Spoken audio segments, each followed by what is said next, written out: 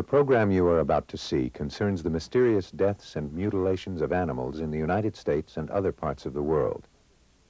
Due to the graphic nature of some scenes, parental guidance for children is advised.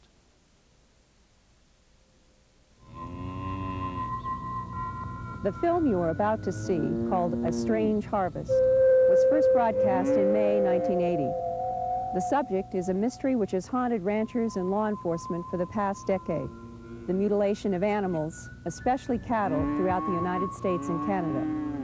Since the first broadcast, mutilations have continued, but with little or no media coverage, perhaps because it's easier to accept the usual explanation of predator attack. However, in the past few months, since September of 1982, I have received 12 mutilation reports from sheriff's offices, all relating to bizarre cuts, not predators. One of those happened right here in this field on September 16th, 1982. Bill and Linda DeZuris grew up on this ranch land about 30 miles east of Colorado Springs. Raising cattle has been their life, and neither had seen anything like the dead cow they found that September day. About noon, we went out to check the cows. We had some cows that were about to calve, and everything was okay. And so we went back to the house, had lunch. About, all afternoon, we'd worked out on the truck all afternoon. It was a pretty day, and we hadn't seen or heard anything. When about 5 o'clock, we had to go to Kremlin after a load of hay. So I was in a semi, and the cow was over a little ridge, but I could see off a sweet road, the cow laying there dead. I got the pate, and I called my wife and told her to go check on it. Half of the udders were gone. You could see into the stomach cavity. The rectum had been partially removed. The eyes were bulging out. I was horrified at the thought of what could do this in broad daylight when we had checked the cows only a few hours before. That cow was the DeZuris' third mutilation. In the fall of 1979, they found 2 of their year-old heifers lying 100 feet apart in a pasture. Both were dead, and their rectums had been cored out. Cause unknown.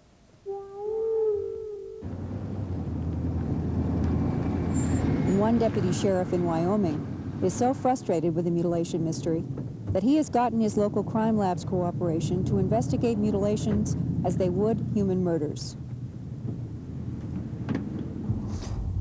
This fall, we had 10 mutilations, 8 in Sweetwater County and 2 in Daggett County. And in 1975, we had 16. From everywhere I go, they tell me that it's predators, which I do not believe. Why do you feel differently? Because I don't feel a predator can do these things. I don't feel a predator can come up and chew a half of a bag off of a cow or the end of the penis off of a bull and not touch any of the rest of the cow. I've been around predators, and they'll go inside the abdominal cavity first and eat the insides, which is easy eating. What would be your own personal feelings about who or what would be doing these mutilations and why? I wished I knew. I don't have any idea who is doing it. We have investigated several things, cults, different things like this, but we haven't come up with any answers to any of our questions as of yet. Treating it like a human murder would give you what kind of different information than you've had in the past? Well, treating it as a human murder, I feel that we can get the crime lab in Cheyenne to help us with our analysis of the animals, of what may cause the death, maybe even if it was some kind of a poison or something that they're using to kill them, or how they are using it to kill them. It will just give us more answers to a lot of the questions that we have on mutilations. 2 of the Wyoming mutilations were like the one in Colorado on the DeZuris Ranch. Half the udder removed, teats cut, and rectums cored out, all without signs of blood. The Wyoming state veterinarian said about one of those cows, quote, "It was dead before it was mutilated with a cutting instrument. The mutilation was not done by an animal." And in a Carpenter, Wyoming case, the veterinarian wrote in his necropsy report, Right front and rear mammary glands missing, left front and rear teats missing, vulvular area missing approximately 5 inches into pelvis, leaving rectum intact. Hole in center of skull, approximately 2 millimeters in diameter, on the surface of the skull and 1 millimeter in diameter on the inside of the skull. No evidence of gunshot. Cause of death, possible injection of material into brain with unknown object. Lab analysis found nothing. Who or what is killing and mutilating these animals, and why?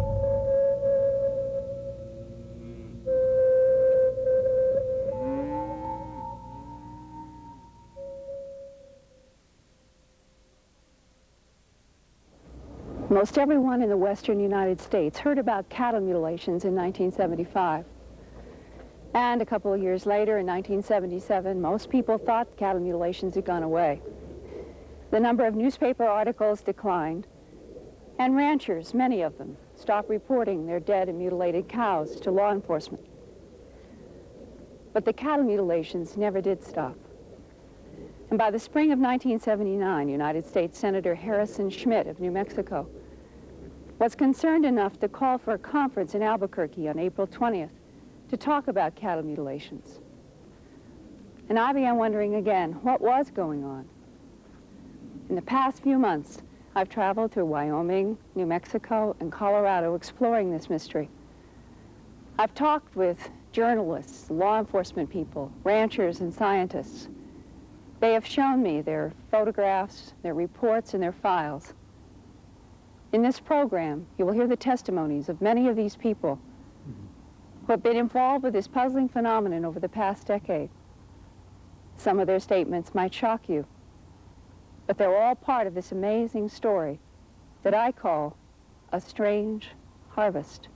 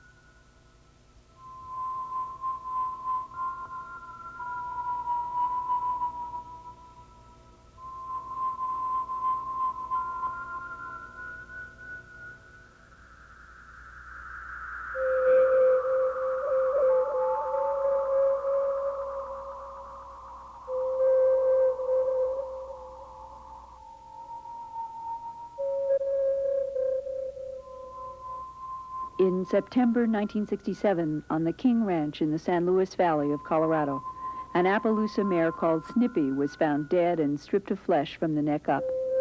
Some said this was the work of flying saucers. Who or whatever did it, no one knows.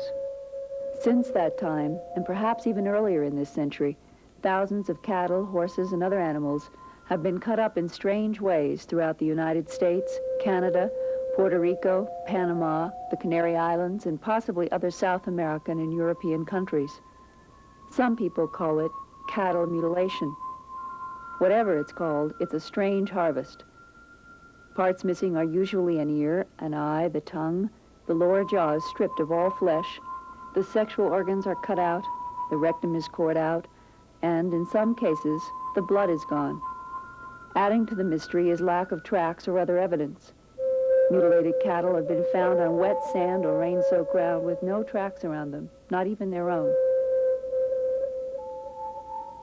And the mutilations continue. Between May 1979 and January 1980, over 30 cattle in Canada had reportedly suffered this strange fate. Iowa had 8 reported mutilations in the last months of 1979.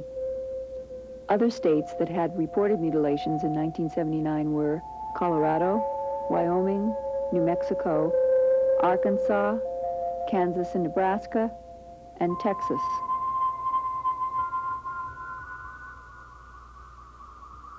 Who or what is killing and mutilating these animals?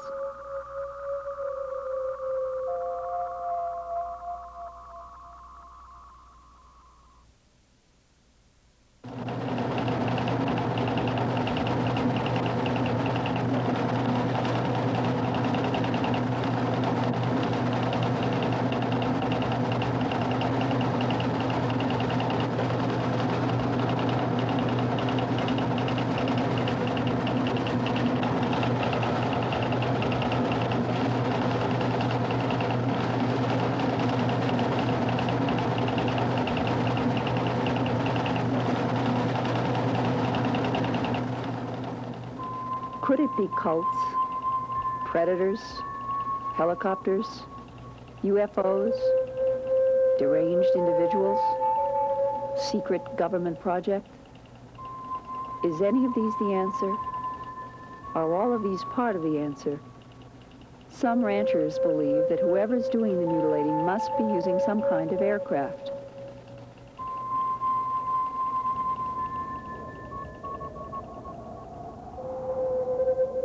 The Greenhorn Mountains in southeastern Colorado rise above the sagebrush cattle grazing lands that stretch for thousands of square miles around Walsenburg.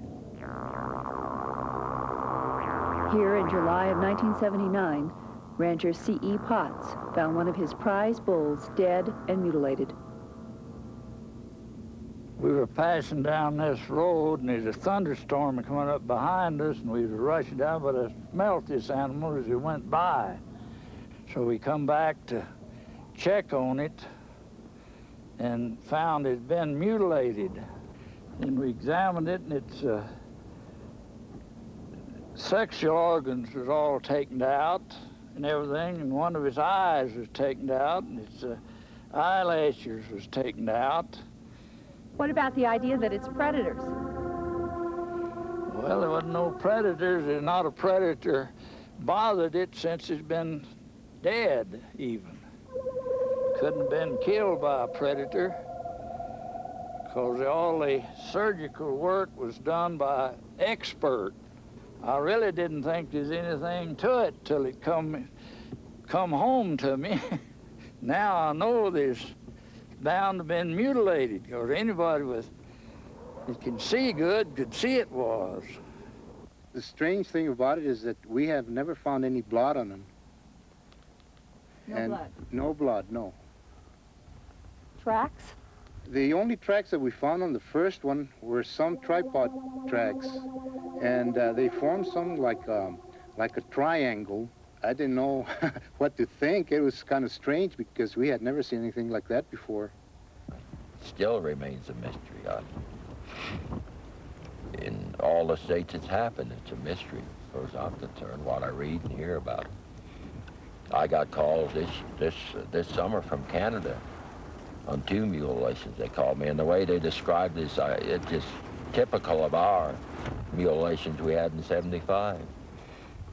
If it goes into Canada, and there have been reports that they've come up out of Puerto Rico and some other parts of the world, if it goes on to an international scale, do you think that would exclude satanic cults and a military operation in our country? Well, yeah, it'd be inclined to, my way of thinking.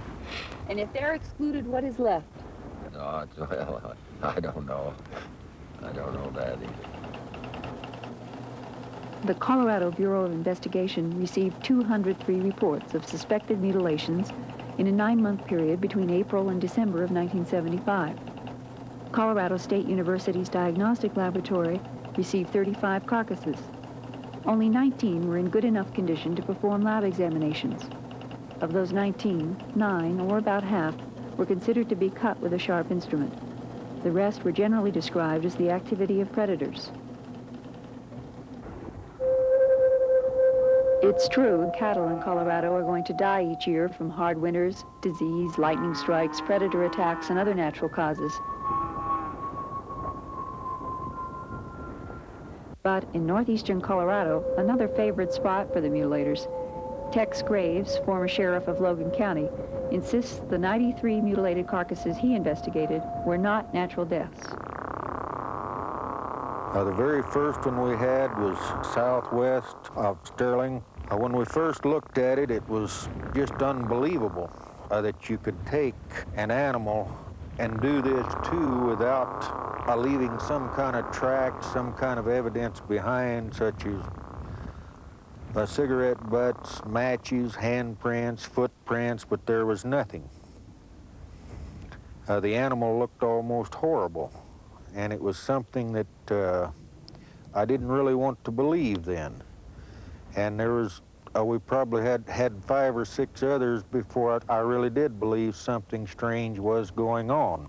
We had one up north where we believed the animal was paralyzed and was alive when it was being mutilated. an eye and an ear. The tongue, the rectal area, was taken out, but the animal dug a hole with its head, but none of the other parts of the body moved, not even the legs.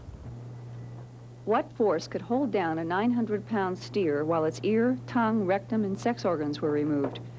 I asked Dr. Albert McChesney, pathologist and coordinator of the Diagnostic Laboratory at Colorado State University in Fort Collins, Colorado. His lab did all the analysis work on the 35 carcasses sent in from the Colorado Bureau of Investigation. Well, I would, of course, surmise the animal was dead before they were removed. But how would the hole be dug where its head is? It's been moving to dig that hole. Many times when an animal dies, they go through an agonal phase just before they die, and they will paddle their legs, or they will beat their head or swing it back and forth, or they might even have some central nervous system involvement, which would make them be incoordinate, make them lie down and to struggle for some little time, and this would dig the hole where the animal's head is. I'm not trying to discredit the fact that there can be mutilations, but I just want to show that there is a very good chance that something else could have caused it. Here is the very first cow that Sheriff Tex Graves and Sterling ever went out on. Would a natural predator ever strip a jaw clean like this one? I cannot tell you whether this would be from a sharp instrument or from scavenging. Many times when an animal dies again, the pressure will cause their tongue to extend, and this will allow animals to start eating on the front end of the animal. And if so, this cleaning of the jaw and the cheek muscles would be just a natural extension of that entry into the body tissues. But doesn't that look like a nice clean curve of a cut around there in that lower jaw? It does. It looks quite clean. But once again, we have to have all of our facts together before we can draw a conclusion. If I could see whether hair was cut or if there were deeper incisions, perhaps I could tell you specifically. But to look at one like this, I would say it's within the realms of either a scavenging or a sharp knife mutilation. It could be either way. One other place in 1976 north of town on a very hard pasture, almost like hard brick. We found tripod marks 12 inches across. The tripod marks were 14 feet apart. We found one set that had gone in the ground roughly 8 inches. And it would take a good post hole digger or our shovel to dig in like this. It indicated something very heavy had set down in this area, yet there was no tracks leading from it nor to it. Almost nightly when this was going on, we could pick out a very brilliant, huge, brilliant light in the sky. We had a newsman take pictures of it with a very high-powered lens, but all we got out of this was the movement of it and the light showing very brilliant. Several times we observed those smaller lights come out of this aircraft and then come down toward Earth. This huge, brilliant light would hang in the air, and then when it would move, it could move up and down, backwards, forwards, travel very rapidly. And after a while, these smaller lights would join up with the larger one, and then they'd disappear. Another law enforcement officer who saw strange lights back in 1975 and 76 is Bill Waugh. Bill was the undersheriff in Elbert County for 8 years, working with Sheriff George Yarnell. He retired in 1979. Posseman and I was sitting out there one night. The sheriff was up in a plane, and I happened to look in the rearview mirror, and I saw this orange ball of light come up from the ground. So I nudged the deputy, or the posseman with me. We jumped out of a car, and this light came at us. It was up then, up off the ground, flying higher than the car. And they get up just about to the car, and they make a complete 90-degree right-angle turn. And in the cockpit, I could see 3 little lights, a red one and what looked like a white one, and either a green or a blue. One man looked out of his window at night just before he went to bed, and a horse was standing out there. He got up the next morning, sat down to breakfast, and happened to glance out, and the horse had been mutilated. Right there. It was in the summertime. They had they had a house and 2 trailers where people lived in, and they all had their windows open. They had dogs around the place. No one heard any dogs barking. No one heard a thing. And that was right up by the house.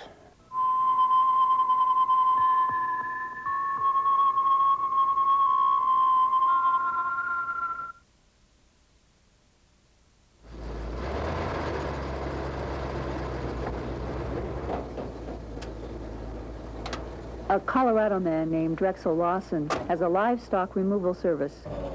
He's been working a 9-county area around Denver and Colorado Springs since 1977, picking up dead livestock. Over a 2-year period, he hauled off about 4,000 dead animals, including several mutilated cattle.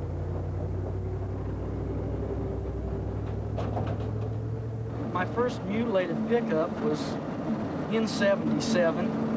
It was in the late afternoon, late evening, and frankly scared the hell out of me because I wasn't used to seeing things like that. The thing that I think has scared me and astounded me so much was when livestock die, they normally will lay and thrash in the grass or in the dirt. This cow looked like she'd just been actually just picked up or turned over, and none of the grass or the dirt, anything around her was disturbed or destroyed in any way from her dying. She hadn't had any blood. The blood was completely drained from her. I would say that it would be virtually impossible to withdraw not even all of the blood, but just a significant amount of the blood from an animal without leaving some telltale mark that blood vessels had been cut or that the animal had been killed in this manner. Probably a closer examination would have shown that in the dead animal's body, the blood had gravitated to the deeper organs or to the downside. Do you know of anything on the earth today, in medicine or military, that could drain the blood from an animal? I have no knowledge of it if it's there, no. All the mutilated cattle that I've gotten where the rectum tissue's been taken or the muscle tissue's been taken, it's been a very, very precise surgical type incision, and it's been clean, not hacked like an animal would. An animal has to grab and bite. It has to tear in order to remove that tissue, and this has all been smooth. What's your own personal theory or feeling about who or what is doing the mutilations? Well, I feel strongly about UFOs. The incisions a lot of times looks like some type of burn or laser. The eyes on a particular cattle that I picked up has had a marbly clear look, which looks like it's a flash burn or some type of a laser burn. The term laser burn came up in several conversations with ranchers and law enforcement people. So we decided to see how laser surgery is done. This instrument is called a CO2 laser. It will be used to remove scar tissue from a woman's vocal cords. This mobile laser unit stands about 8 feet high and weighs about 400 pounds. In the hospital, it is powered by AC current from a wall plug. Experienced medical technicians need 20 minutes to get the laser unit ready for surgery. Clearly, it's not a convenient tool to drag around remote ranch lands. But because of the alleged burns found on some mutilated animals, a few people have jumped to the conclusion that maybe lasers are involved. It is true that lasers seal off blood vessels as they penetrate tissue, so there is little or no bleeding. The depth of penetration is controlled by the power of the beam and length of time it is on. When the laser beam hits tissue, heat is generated, which turns cell water to steam and vaporizes away. Could a laser do the strange cuts found on mutilated cattle? We asked Dr. Arlen Myers, an experienced laser surgeon at Rose Medical Center in Denver.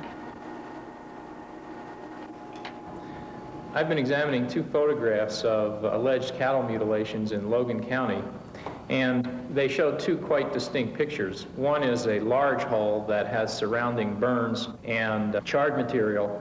The other is a very nice clean cut and has relatively normal underlying tissue.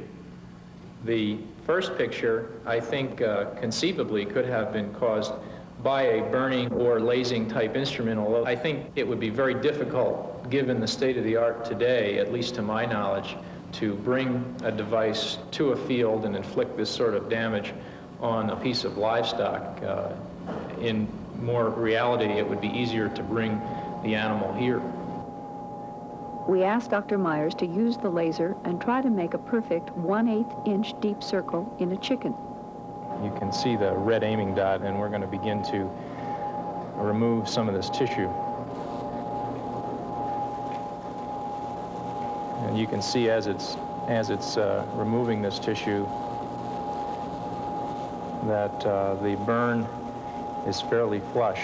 Notice the dark scab that forms around it, and we can continue to remove this tissue in deeper and deeper levels. The laser evaporates water, and that's why we're seeing all the smoke. This piece of flesh that we're using has no blood in it, but even if it did, it would have the same bloodless sort of charred appearance after the tissue was removed. In trying to duplicate what I saw in the pictures, if I were to try to deepen this hole, there are some limitations with the instrument that I'm using. The maximum point of focus of the beam is at a certain length, and in order to make this hole deeper, I would need to move the instrumentation deeper toward the flesh and just continue to burrow the hole. Okay, we're going to go to the scalpel and try to demonstrate what sort of let's leave this here for some contrast, and we'll take this second piece of flesh, and I'm just going to make a similar size circle and try to duplicate this wound over here simply with a knife. When I remove this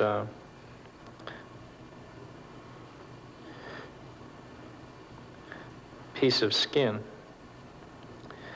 that there's, in contrast to the laser, no surrounding scab or blackness.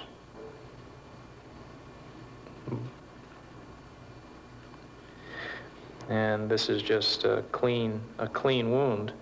The edge is nice and smooth, and the underlying tissue is unaffected, of course, by the knife. Compared to the laser burn, the surface of the removed tissue was darkened and somewhat burned. Here is the scalpel cut again. Not perfectly round, a few angled edges. And here's a perfect oval, cut on a steer we filmed in San Luis, Colorado on October 6, 1979.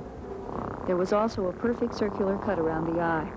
The tongue was gone, and the lower jaw had been completely stripped of flesh.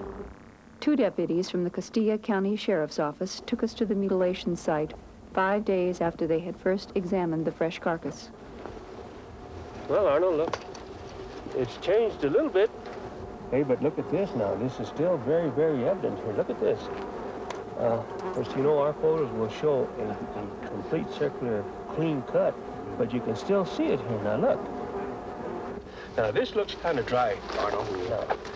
But if you'll recall, when we first spotted this, that was just like if you'd taken a pair of scissors and cut out a round piece of paper, you know, like you might do, a kid might do in school. Yeah. That's how good it was. And if you'll notice something else, say that an animal had taken that piece of skin out.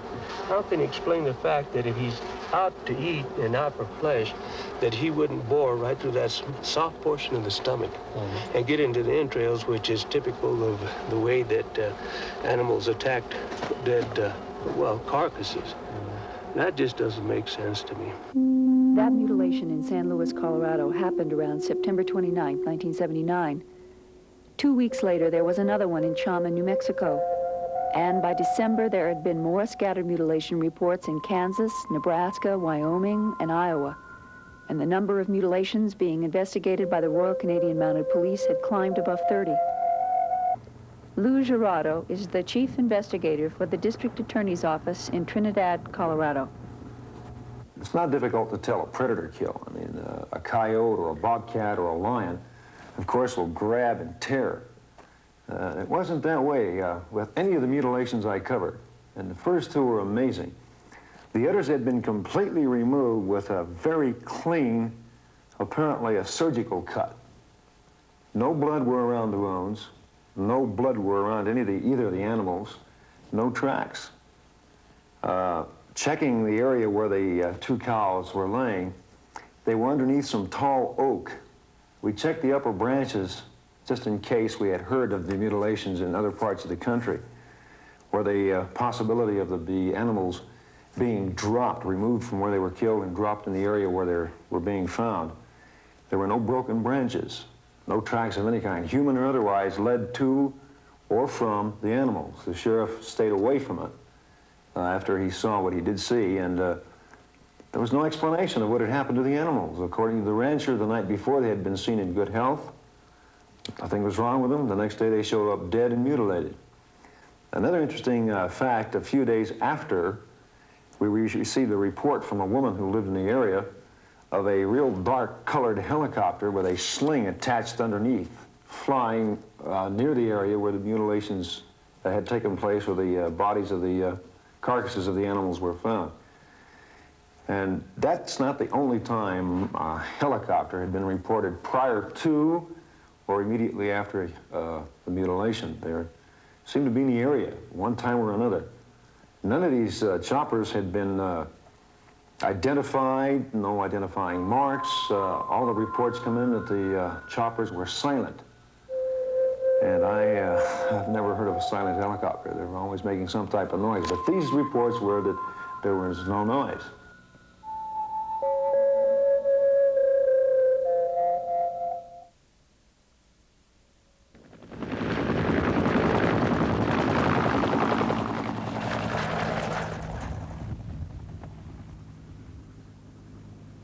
Descriptions of dark and silent helicopters, as well as unidentified bright lights, came up in almost every conversation about the cattle mutilation mystery. Some people suggested that the Cobra helicopter developed for air attacks in Vietnam was a quiet helicopter.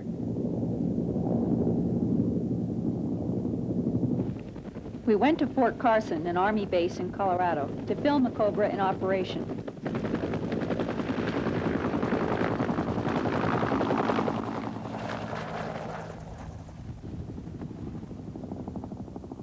We asked the pilot to go out 1 mile, circle, and fly back over us at 500 feet.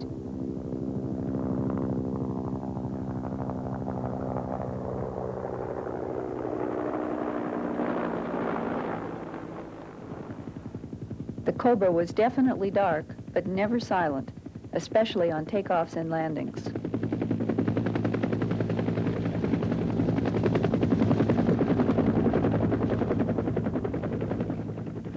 When we first started hearing reports about the cattle mutilations here at Fort Carson, Colorado, we often wondered ourselves what type of helicopter had the capability of lifting such an animal from one site to another. There's not too many helicopters in the local area that had that capability that I've seen around here. There certainly are not any here at Fort Carson except for the much larger helicopters.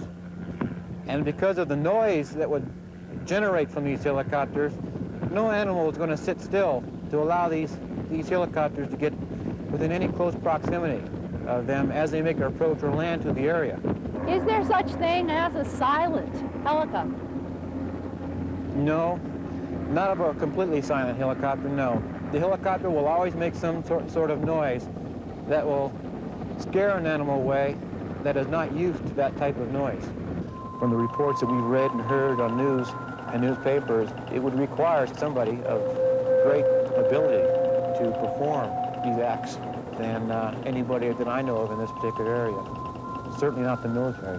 If I had to choose between aliens of some sort coming down and doing these things to the animals and lifting the animals, as compared to having a helicopter of our size or smaller helicopters doing these things, I would probably be more apt to choose the alien aspect of the cattle problems in the military or any other type of small helicopter.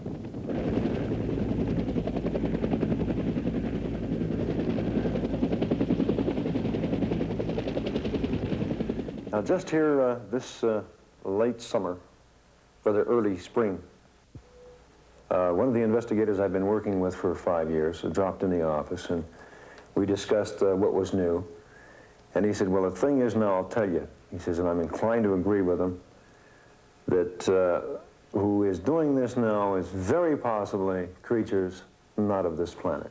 Now that, you know, that shakes you up a little bit. Creatures not of this planet. You know, you're thinking of Buck Rogers and things like this. But that's the way it is seriously right now. That it's very, very possible that these mutilations are being done by creatures from outer space.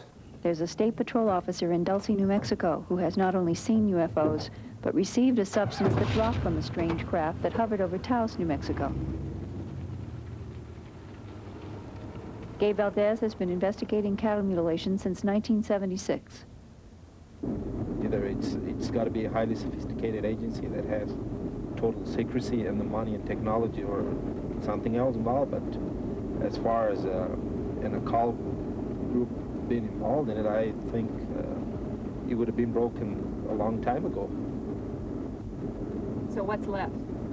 Either government or extraterrestrial. You first have to operate under the premise that you believe that some government agency would be responsible for that. To me, it's ludicrous, it's almost ridiculous to conceive that that would be a possibility. You're dealing with, if you're talking about the CIA or you're talking about some government spy agency, it just doesn't make sense to me that they would be involved in at random mutilating cattle on individual ranches or farms. If they were involved in something like that, they would have the resources to do it under controlled conditions. So I've never even entertained that thought, even though it's one of the theories that has been, thrust into this investigation.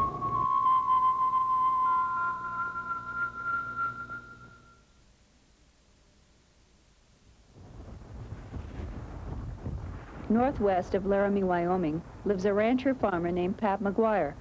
His father and grandfather were Wyoming ranchers. He settled down here in 1972 with his wife and 8 children.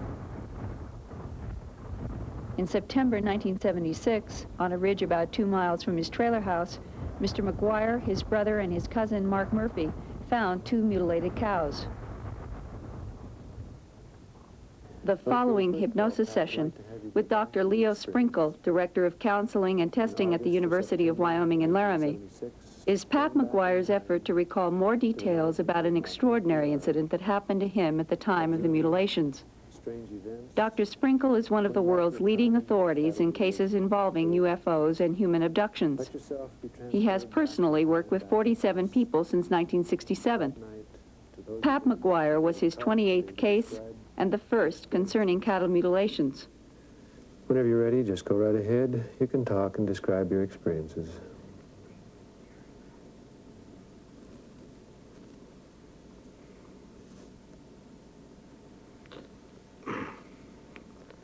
Is Sunday.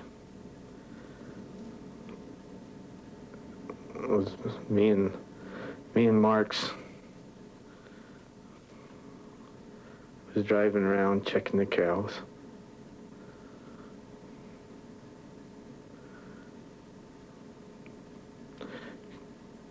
Come upon a cow that was dead. They cut the nose off. Tongue was out, and the sex organs were gone. Well, I said, one brother said it must have been from a sex cult from the university out here messing around. I says, probably was. I says, we'll catch him yet. Okay, Pat, you're doing fine. I'd like to have you now turn your attention to the evening that you and Mark were looking at that craft. You were looking through the scope. I says, Mark, I said, let's get the hell out of here. I said, that star's coming. I says, either that or my eyes are bad. He says, it's coming. It changed from a pure white to an orange. I said, Mark, son of a, it picking up a cow. I says, you hear that cow? Hell, she's bawling. And it seems to be hovering there over the ridge. Right, hovering, picking up the cow. And can you see the cow? No. But you can hear the cow? Right, terrible. Terrible, bawling? It's terrible. Worse than I ever heard a cow. And I've heard a few. Okay, then what And happened? all of a sudden, like they threw a valve or a switch. Everything stopped. The craft is still there. Cows wasn't no ball. No sound from the cattle? No, it's like they should throw a switch. It was weird. Back of my neck, hair on the back of my neck was straight up. And the next day, you said you drove over there? Right. What do you find when you drive over? Oh, we didn't go over there till 10 o'clock in the morning. We waited till it was damn good daylight. Well, we weren't taking a chance. Yeah. We went and looked all over, along the side of the hill. All we found was there was another cow in 2 miles, just a lone calf, bawling for its mom. I said they took her. We never found her. Never did find her. I've drawn a picture of the space craft what I seen that night, and the ridge was 300 feet, and the tip stuck above the ridge, and that'd give you a size of a football field. And as it proceeded from the down from the sky, it was a pure white with, of course, the flashing red and yellow and blue lights. And then it turned to a fluorescent orange, the whole ship did. And it stays this color, and of course it'll glow the whole area up right around where the cow was. The area was deep red, and that's where you could hear that cow belling.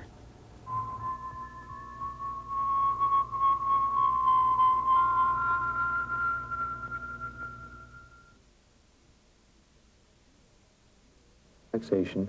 You can feel yourself even going deeper and What you are about to hear is perhaps the first and only known eyewitness account of a mutilation.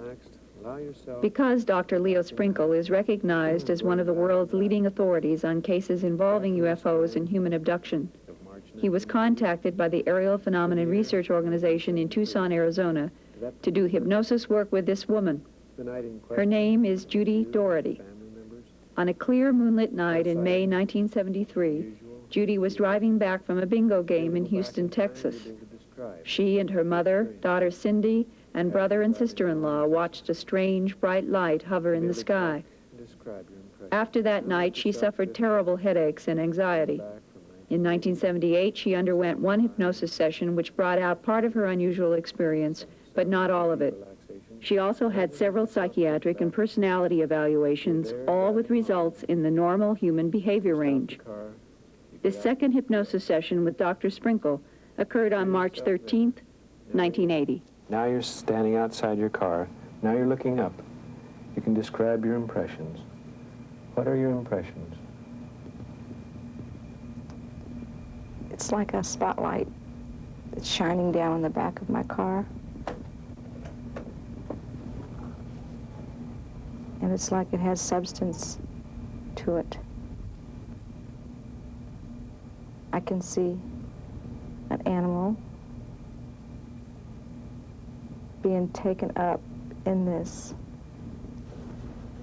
I can see it squirming and trying to get free. And it's like it's being sucked up.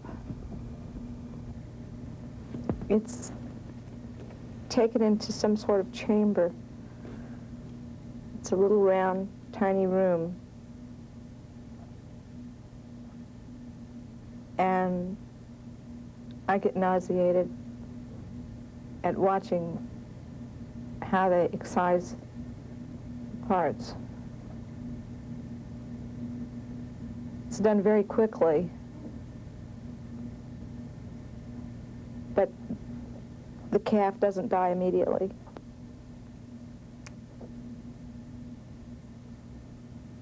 For some reason, the calf's heart isn't taken, and I don't know. It seems like it's still living, and that upset me very much. And then I can see the calf being lowered. It's like it's being dropped back down. And when it's on the ground, it's dead. I can see that it's not moving. But I feel very sick to my stomach at what I witnessed. You see the animal being cut up? Yes. Mm-hmm. How is it being cut up?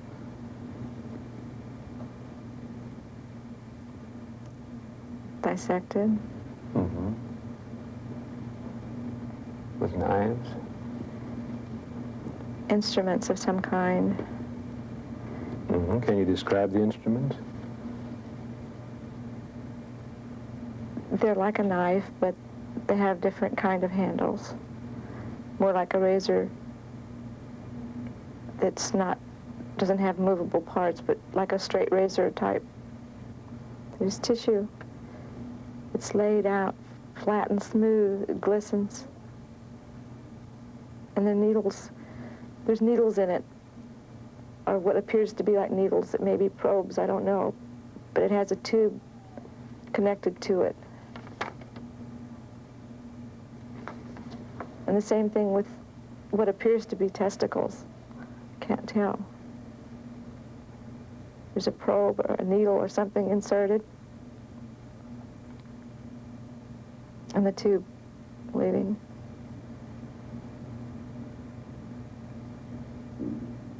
The same with the eye. Is anybody else around you?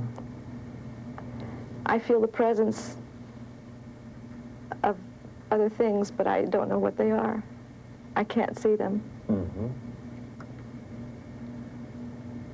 You feel you're standing by the side of the road, by your car now, or are you standing someplace else now? I feel in two places at once. Mm-hmm. Okay, describe how you feel. I feel like that I was able to see what was going on in the craft, but I was also standing beside the road. Mm-hmm. Okay, just let yourself focus on what is happening inside the craft. Be aware of who is around you. It's okay. You'll be able to describe who is standing around you.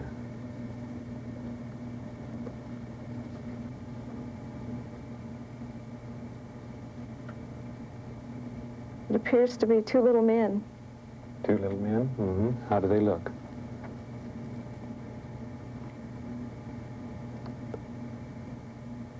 They look... Their hands look funny. They have long claw nails, like... Okay, they have very large eyes. They're very hypnotic. Like, they're so big that... And they don't blink. Their eyes do not blink. It's almost like, I guess, a snake. They were very snappy about their movements, and they knew exactly what they were doing, and I felt a little better because for some reason, they projected that it was necessary this be done, that, you know, that it was for our betterment, for the betterment of mankind that this was done, that they were more or less watching out for us. So you felt better when you had that Yes. impression of not only precision, but also a benevolent or a kind attitude Right. toward people? Mm-hmm. I can't say that they were kind. But concerned? I can't even No, say you that they said were concerned. concerned. They were just like doing a job that evidently it affects them too. And it has to do with somehow nuclear waste or testing, or they've been here for quite some time, and they test the soil as well as our water, as well as our animal life, our vegetation.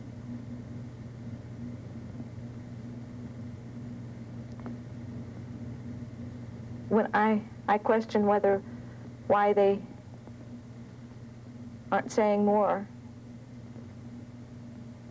and why they can't stop it if they're so knowledgeable. Mm-hmm. And they get angry. I don't know. I don't understand that. Mm-hmm. You don't know why they get angry? I don't know why they don't. I don't know why they get angry, and I don't know why if they can't stop it if they're so knowledgeable. At one point in the hypnosis session, Judy doesn't understand why she can see her daughter Cindy in the car 1 minute and gone the next. Breathing deeply and easily, let yourself relax. You can be aware of yourself standing by the side of the car. You can be aware of yourself standing in the craft. And now let yourself be aware of where Cindy is.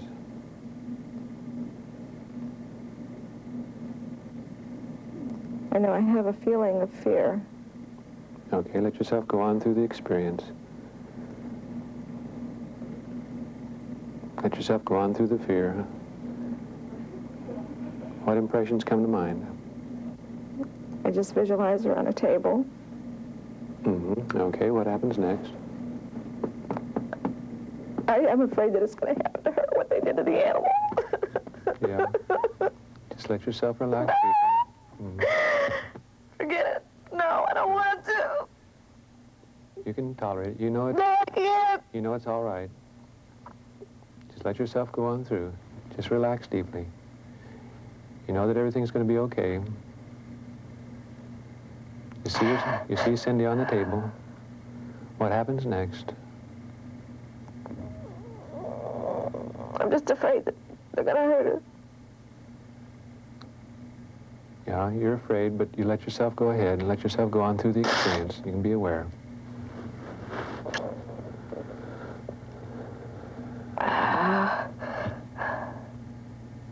Just let yourself relax deeply.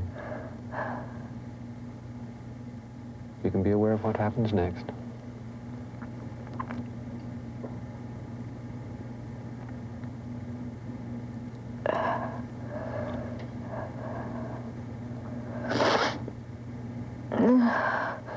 They put her to sleep, I guess. Okay. You put her to sleep.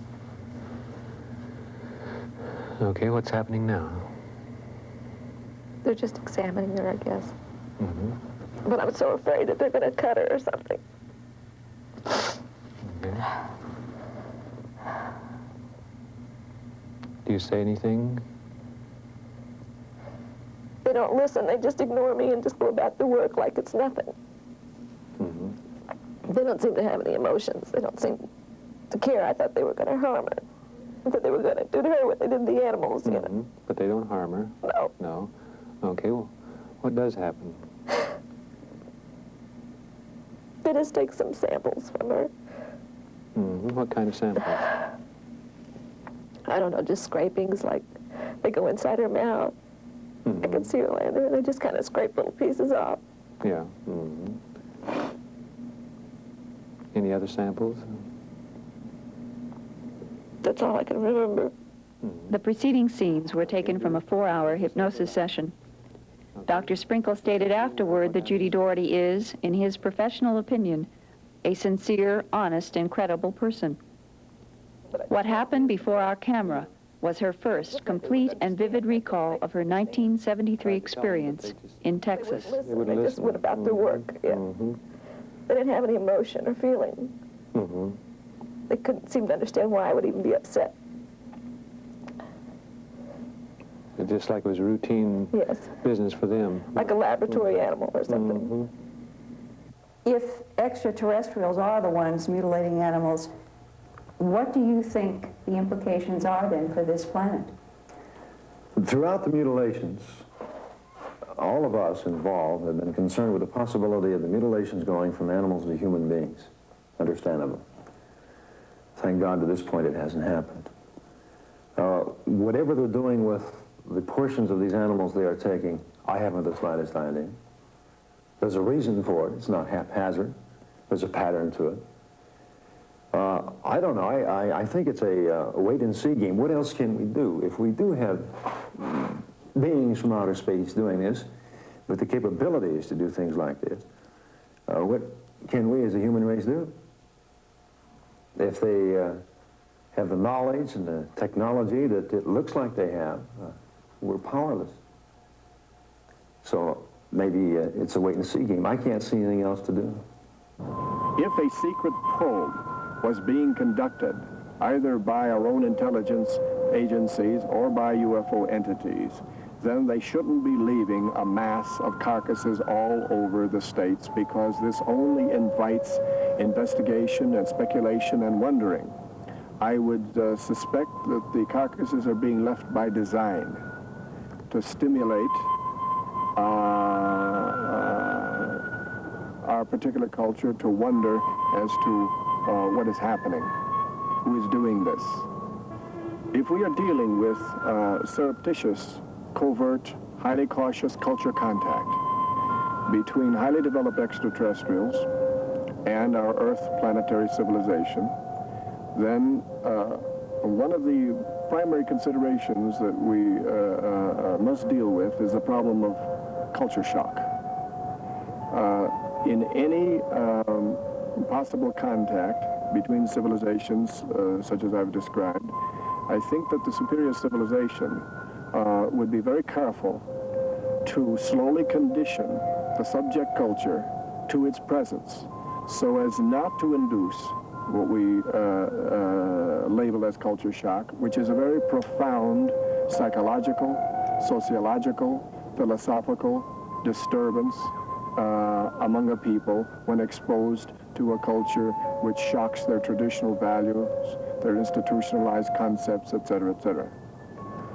This is speculation, of course, but an overview of the UFO phenomena leads most of us who've been in the field for a long period of time to view it as cautious reconnaissance conditioning of the planet Earth. For further updates, transcript, and video information, please write to A Strange Harvest, 3208 East Fremont Drive, Littleton, Colorado, 80122.